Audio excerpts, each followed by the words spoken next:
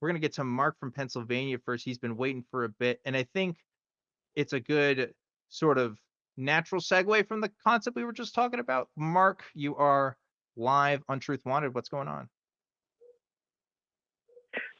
I'm on? Yeah, you're on, Mark. What's going on? Yeah. Well, first of all, I'm so glad that you've recovered as well as one could from whatever, because it was very noticeable that you weren't there. Having said that, have you ever encountered somebody who's an atheist who's really I guess it's because my mother passed away a month ago. God, Sorry. I'm scared of death. I'll tell you this. Well, first of all, thank you, Mark, for your kind words. I agree. I wasn't all there either. I'm still recovering, but I'm a lot better than I was. But yes, not only have I encountered them, I get calls at least once a month, maybe about this, right? Like this is a reoccurring thing. It turns out when you stop believing in God, that doesn't take away your fear of self-preservation, right? So you're definitely not alone. I think you're less than 30, right? Say again, Mark. Are you less than 30? Yeah, I'll be 28 next month. Yeah. Yes. And it's easy. You know what I mean? Because I was there. I love being goth. I love doing this and that, because I was 28 or 27 or 26. So everything is just, whatever you want to do. And now that I just became 60, it's scary.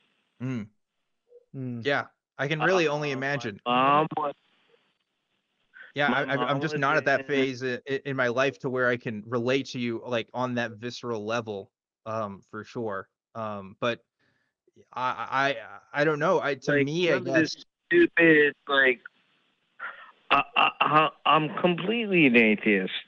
I've never seen any magic, in our community.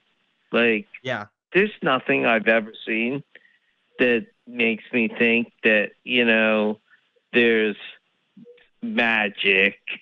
Yeah. Mark, were you ever a believer?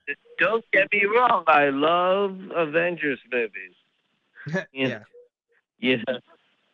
Mark, It's Mark, like, it's a, Yeah, Mark, Mark, were you ever a believer? excuse me? Were you ever a Christian? Were you ever not an atheist? I was raised Jew. I'm a secular Jew. That's probably the better way to say it. Sure. That I only ask Mark because I just wonder, did you see magic when you were a believer? If you were indeed a believer, because it's funny how when you give up the religion, the magic kind of disappears, right? I mean, you stop looking for it, but it's also not really even there anymore. It's kind of funny what we're willing to accept and willing to believe when, we've decided we believe in something. I will say that there was a short period of my life where I looked for, could there have been an ark?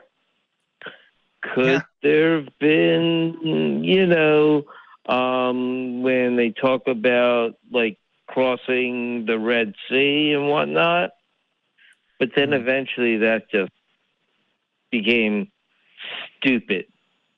Yeah. Became educated. What about death? What is it about death that makes you so afraid, Mark? What do you think what do you think scares you about it the most? Well, on October 12th, my mom passed away. And the casket's open. And you just look. And it's scary. Mm. I don't know that there's anybody, you know what I mean? Because she was like 85. So I started counting down what she taught me to be a better human being. Mm. And it, you know, it's there. And I just wish it didn't have to end. Especially since I like comic books so much. Mm. You know? Mm. I like watching your show so much. You know? And like, I'm married, and my husband's like, well, what do you want? And I'm like, I don't want it to end. Mm. Mm. Why? Because I'm still enjoying it. Is that a wrong thing to say? Well, I don't think that that's a wrong thing to say. In fact, I would encourage you to maybe harken back to those years where you were 28, 27, 26, like you mentioned, where you were goth and it was whatever you wanted to do.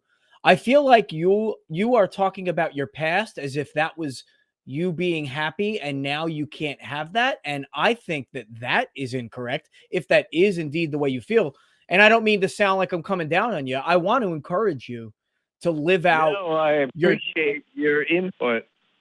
yeah, I I want you to appreciate. live out your days happy, and I'm sorry, I don't mean to sound so dark when I say live out your days, but I will caveat with this. Oh, I'm all You're about not dark, so don't worry. Yeah, well, you know Don't worry what? We about all have that. to be.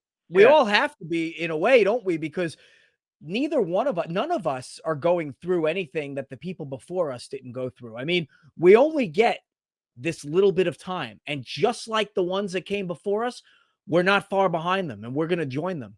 And so, and I say that colloquially because I don't really think that there's any place that we're going to join them. I just No, say, I get your vibe.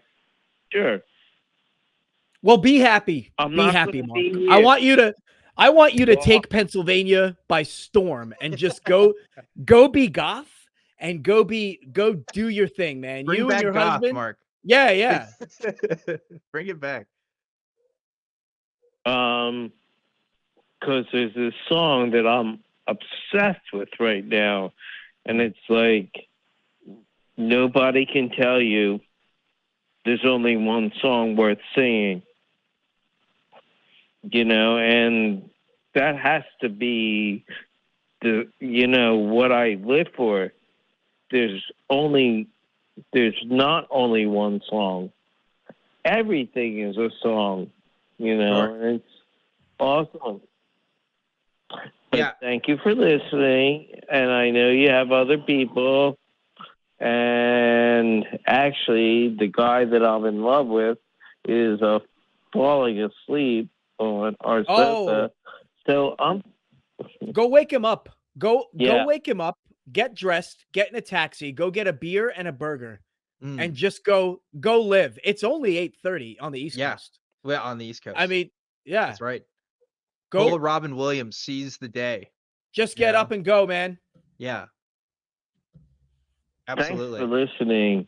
I do Anytime. appreciate your. Thank you, and you have a wonderful night. Thank That was you, great, Mark. You do too.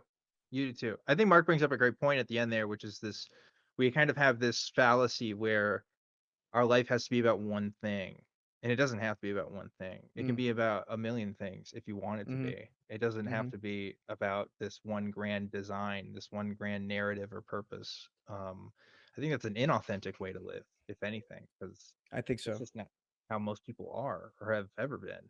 But yeah, that's a heavy topic right there. Yeah.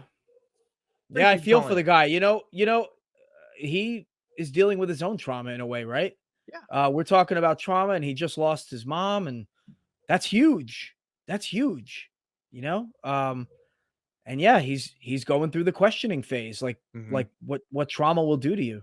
But he's only 60. I mean, I say that because you still got some good years left. You know, 60 years old. A lot of people don't even really start having fun until they're in their 60s. You know, they get their kid, they get rid of the kids. You know, they're absolve some debt. Maybe I don't know. Yeah. Anyway, I'm creating Yeah. a story. I'm No, creating a I get it. story that might not exist. A side thought I had was, Mark's 60 and has a husband. You know how many LGBT youth are out there that think that's the most fucking inspiring thing ever? Mm-hmm. That they can't Mm. that they think that they can't have a husband or they can't have a wife because of who they are or their life experiences. And here's a guy who's definitely above the average age of what we typically think of these kinds of relationships that have always happened, but to be out and proud about it, that's another thing too. I mean, just to be And an inspiration for people. That's he yeah. called him the man that I'm in love with. Yeah, that's great. That was eye opening. I Yeah. mean, that was great. Yeah. I Mark, I do well today. Do have a fun Yeah. night, you know?